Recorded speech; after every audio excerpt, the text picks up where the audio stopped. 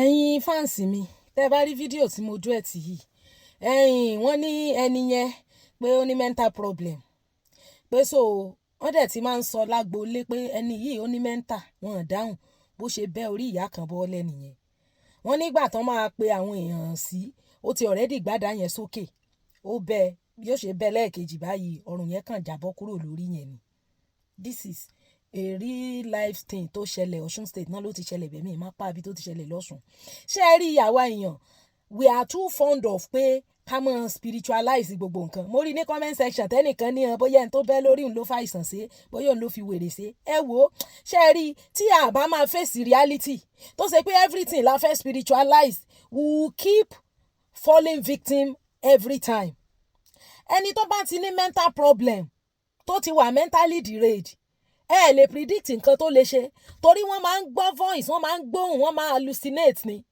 spirit kan lè máa sọ fún wọn pé ẹni yìí ó fẹ́ àtáàkì wọn pé ká tètè àtáàkì ẹni yẹn kẹ́ni yẹn tó àtáàkì wọn.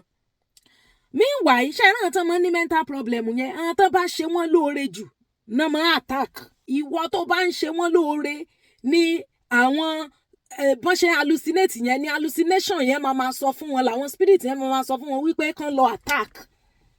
I'm telling you they are more or less like a narcissist.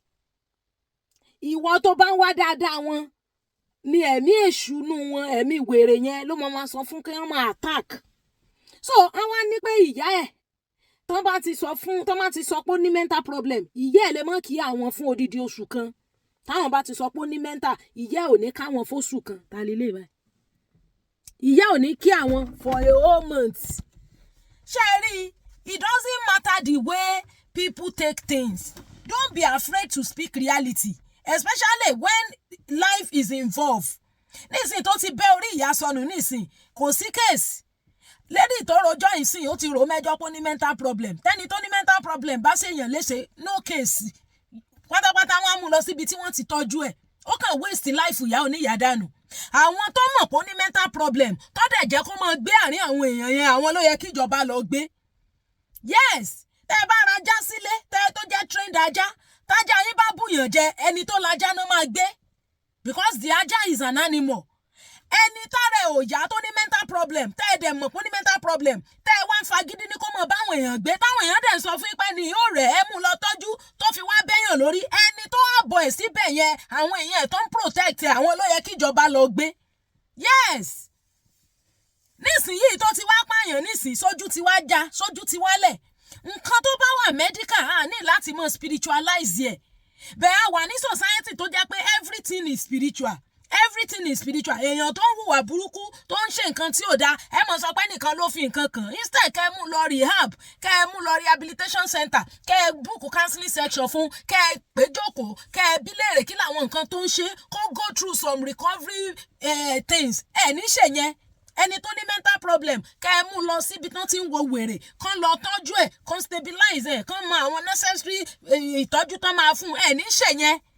The more it's just like when you call a narcissist, ẹ bá sọ pé you are a narcissist. Ẹni yẹn ó lè bínú fún odidi ọdún kan all because pé ẹ pè ní nǹkan tó jẹ́.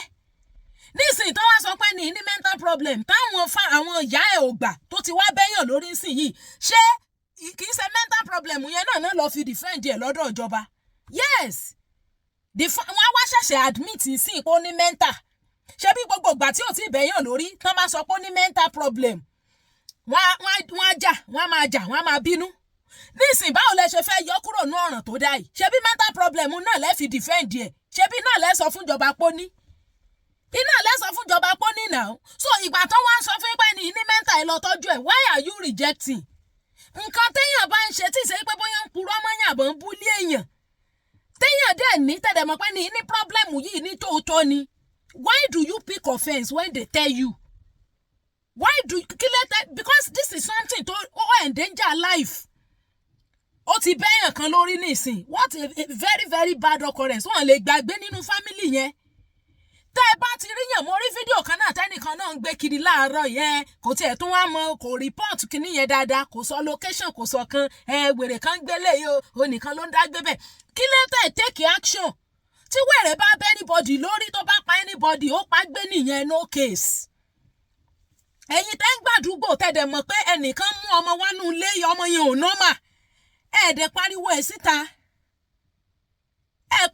síta even ordinary chicken pox tó bá mú ọmọ ìfà mo ti rí gbà téèyàn kan ní chicken pox tó jẹ́ pé landlord sọ wípé kán mú ọmọ yẹn kúrò nínú compound pé because kíní yẹn wà contagious ọmọ mi ó lè ran ọmọ mi. Yes, ambosibosi mental problem ó lè gún anybody pa ó lè bẹ́ anybody lórí. ọmọ tó bá ti ní mental problem tàbí tó ń ṣe nǹkan tí ò dá nínú àdúgbò táwọn òbí ẹ̀dá ń ṣagídí láti pé kó máa gbáàrin àwọn èèyàn gidi ẹ tètè lọ rìpọ́ọ̀tù wọn torí ọjọ́ tó bá máa bẹ́ anybody lórí nínú ilé yẹn dàbí ládùúgbò yẹn kò ní sẹ́nì kankan tó máa kò ní sí case mental problem táwọn òbí ẹ̀ ń dínà ìpè kò níyẹn ó náà máa padà lọ fi defend ẹ̀ lọ́dọ̀ ìjọba mental problem yẹn wọ́n wá ṣẹ̀ lọ admit pé òótọ́ ló ní mental problem nígbà tó ti pa ẹnìkan tán. ṣé nǹkan tá a fẹ́ nìyẹn nínú society? ẹni tí ò bá normal kí lọ hospital wà fún? nǹkan tó hospital fi wà nìyẹn doctors wà ń bẹ̀ nurses wà ń bẹ̀ tó máa take care wọn. àbírú orin wo la fẹ́ kọ sí gbẹ̀dú eléyìí báyìí nísìn? tó bá ti pè ní wèrè tó bá ti sọ pé ó ní mẹ́ńtà ó lámòdì àwọn ìyá rẹ̀ wọ́n ní kí àwọn fóṣù kan who cares dandan nìkan kí yín ṣé kò wá bẹ́tà kí wọ́n má kí yín ju nǹkan tó wá ṣẹlẹ̀ yìí lọ tó wá bẹ́yà oníyà lórí. This is so sad. ẹnìkan náà ní bọ́yọ̀ ló fi wèrè ṣe sọ̀rọ̀ nìyẹn ni. àwọn tó bá ti ní depression tó bá ti ní bipolar tó bá ti ní gbogbo àwọn mental issue yìí wọ́n máa hallucinate ni.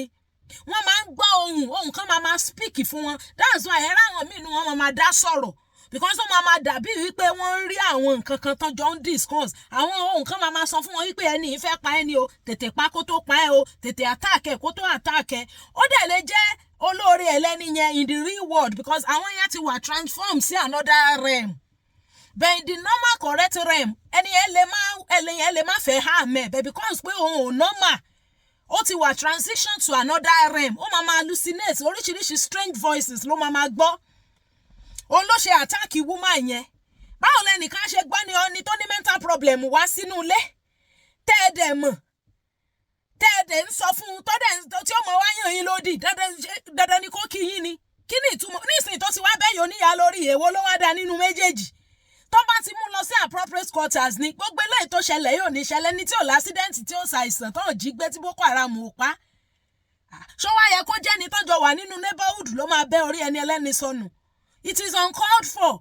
káyé mọ̀ spiritualize nǹkan tí ò wà spiritualize.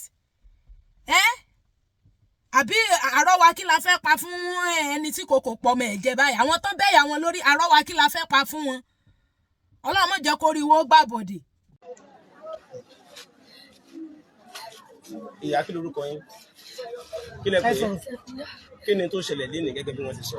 nígbà míì ní kòkó dé wọ́n wá bá mi níbi ilé tí mo wà ní gbèrò wọ́n láwọn fẹ́ wẹ̀ bí ń pa wọn mo ní ẹ lọ wẹ̀ tí mo bá ti ṣe ohun tí mo ṣe tán mo bá yín gbé oúnjẹ wá wọ́n ní kó wá gbé olú táwọn gbé bọ̀ mo ní ẹ lọ wẹ̀ náà tẹ́ bá ti ti léwò yọ wà gbé ọyún ni mo ti ṣe wọn lọ́wọ́ ni ìyàwó àbúrò mi ti pè mí pé ẹ mọ̀ bọ́ wọ́n ti dún màmá yín lọ́rùn mo bá bò náà lè fi lọ́sẹ̀ ló náà fẹ́ gbé kankan nínú yàrá ó ní bó ṣe yàrá sí ẹ̀ ló níbi tó ti ń sáré lọ tó ti ṣubú ló ti sá wọn ṣùgbọ́n ó ti gbádùn òkè àdó òṣè gbà ó sá alákọ̀ọ́kọ́ ọ̀rùn bọ́ọ̀lì bẹ́ẹ̀ náà gbélé lẹ́lẹ́kejì báwo wọ́n fi bọ́ọ̀lẹ̀.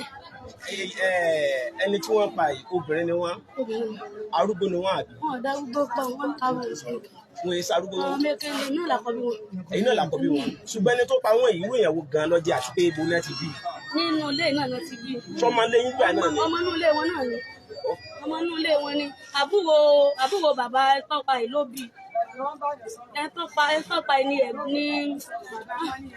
bàbá wọn ní ẹ̀gbọ́n bàbá ọmọ tó pààyàn yìí.